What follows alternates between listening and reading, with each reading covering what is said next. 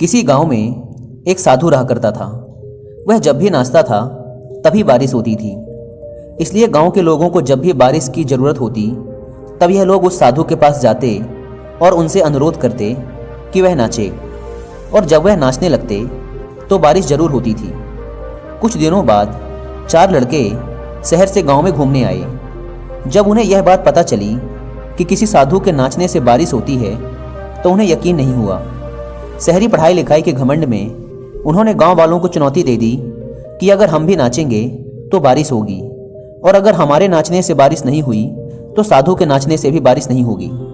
अगले दिन सुबह सुबह गांव वाले उन चारों लड़कों को लेकर साधु के कुटिया के पास पहुंचे।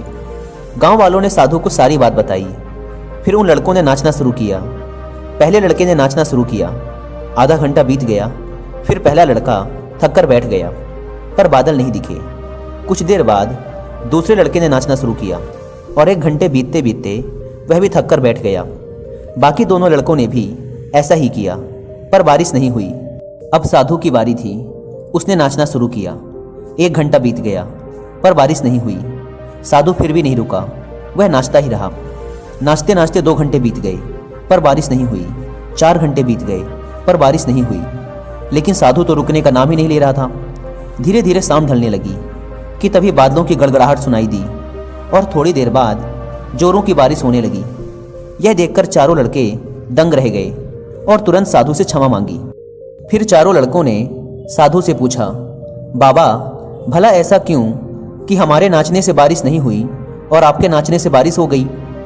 साधु ने उत्तर दिया, जब मैं नाचता हूँ तो 2 बातों का ध्यान रखता हूँ। पहली बात तो मैं यह सोचता हूँ कि अगर मैं नाचूंगा तो बारिश को होना ही पड़ेगा, और दूसरी यह कि मैं तब तक नाचूंगा जब तक कि बारिश ना हो जाए।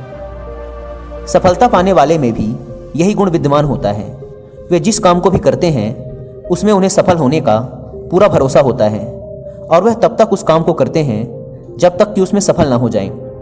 इसलिए अगर हमें सफलता हासिल करनी है तो इस साधु की तरह ही अपने लक्ष्य को प्राप्त करना होगा।